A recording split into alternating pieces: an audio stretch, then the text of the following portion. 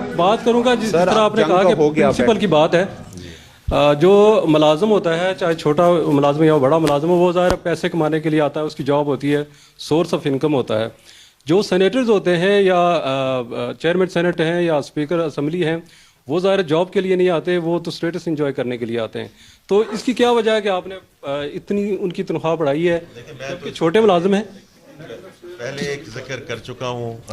दूसरा सवाल ये है कि जो सोलर पे आपने 18% जो टैक्स लगाया है, ये एक आम आदमी जो अपने घर का सामान बेचकर खरीद रहा था उसको आपने टैक्स किया है।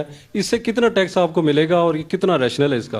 जी, तो ये सोलर पे जी आप मैं अगर चेयरमैन एफबीआर को कहूँ कि ये थोड़ा सा इस पे मेंशन कर दें जी। जी सोलर पे है सर, सोलर पे रात को अनाउंस हुआ है और आज मार्केट में ब्लैक में 3000 रुपए पर प्लेट पे जो है वो दुकानदारों ने बेचना शुरू कर दिया, उसके एक्स्ट्रा पैसे लेने शुरू कर दिए, यानी 18% एक्स्ट्रा लेना शुरू कर दिया है। ये अनाउंस हुआ है। तो पहले क्या रेट था फी प्लेट? 600 वाट की जो प्लेट आपको 15,500 में दस्तयाब थी, वो आज वो मार्केट में 18,500 रुपए में दस्तयाब है। ये तो ये तो 18% ना हुआ, ये ज्यादा हो गया। वो दुकानदार है, ये तो आपकी सोच में तो कोई साहब सही नहीं लगा जनाब। अच्छा चले मैं बताता हूँ, सब्र करें ना आप। सवाल आ गया आपका ना, एक तो प्राइस कंट्रोल से मुतल्लिक है और एक बिल से मुतल्लिक है। पहले बिल वाला कर लें, आप इजाजत दें तो पहले बिल वाला कर लें। अच्छा चले यार देखें, बात यह है कि दो इश्यूज हैं। पहली बात यह है कि सोलर ना दो तरह पाकिस्तान में आता है, एक वो जो मोर संबल्ड फार्म में आता है और एक लेस संबल्ड फार्म में आता है। जो पार्ट पाकिस्तान में वैल्यू ऐड होता था उसके ऊपर तो ऑलरेडी 18% जीएसटी था, लेकिन जब वो संबल्ड फार्म में बाहर से आता था तो उसके ऊपर नहीं था। तो बेसिकली जो लोकल मैन्युफैक्चरिंग थी वो डिसएडवांटेज पे थी। आपको अगर ये पॉइंट रजिस्टर हो जाए, ना सिर्फ करंट लोकल मैन्युफैक्चरिंग डिसएडवांटेज में थी, बल्कि हमने फ्यूचर के लिए लोकल मैन्युफैक्चरिंग का रास्ता बंद कर दिया हुआ था। तो आप मुझसे ये पूछ सकते हैं कि ये पॉसिबल है कि हम लोकल वाले को भी सेल्स टैक्स से इस्तिस्ना दे देते?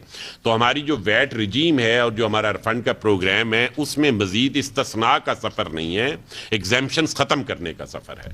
तो हमारे पास ये ऑप्शन तो नहीं थी कि हम मजीद इस्तिस्ना क्रिएट करते। हमारे पास ये ऑप्शन थी कि इस्तिस्ना को कम करते या ख़त्म करते और लेवल प्लेइंग फील्ड क्रिएट करते। एक पार्ट ये है।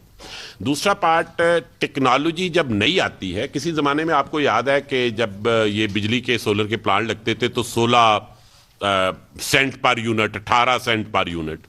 अब ये टेक्नोलॉजी बहुत चीप हो गई है, को 2-2.5 सेंट पे। तो जो टैक्स इंसेंटिव एसेंशियली होते हैं वो टेक्नोलॉजी अडॉप्शन कर्व अगर आप देखें, जो जे शेप होती है उसके शुरू में होते हैं इंपॉर्टेंट। जब वो अडॉप्शन कर्व एक खास पॉइंट से आगे चली जाती है तो इस तरह के इंसेंटिव्स की जरूरत नहीं होती। करंटली तो ये 1.5 से पौने 2 साल इसका पे बैक पीरियड है।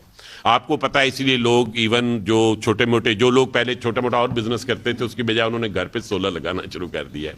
तो ये अच्छी बात है, सोलर लगना चाहिए, लेकिन पे बैक पीरियड का 1.5 साल होना जरूरी नहीं। इस पूरी चेंज से अगर वो 18 महीने था तो 20 महीने हो जाएगा पे बैक पीरियड, इससे ज्यादा नहीं है। ये मार्जिनल चेंज है और जनरल सेल्स टैक्स का जो स्टैंडर्डाइज प्रिंसिपल है उसकी तरफ हम मूव कर रहे हैं। हम अनॉमलीज खत्म कर रहे हैं, डिस्ट्रैक्शंस खत्म कर रहे हैं, एक्सेप्शंस खत्म कर रहे हैं। तो ये उस वजह से है। गुलाम मुर्तजा, एक न्यूज़ जी सर, बारी आपकी हो चुकी जी सर, अभी बहुत थोड़ा है क्योंकि उस पे ऊपर डिसएडवांटेज हमने क्रिएट किया हुआ है। बन रहे हैं, संभल हो रहे हैं, लेकिन बहुत थोड़े बन रहे हैं। लेकिन 18% के डिसएडवांटेज के ऊपर कितने बनेंगे? आपने पहले इनेबलिंग एनवायरनमेंट क्रिएट करनी होती है, देन दैट फिनोमेनन हैपेंस। तो वो इनेबलिंग एनवायरनमेंट आ गई है। अब आगे देखिए कि उसमें कैसे प्राइवेट सेक्टर इंटरेक्ट करता है।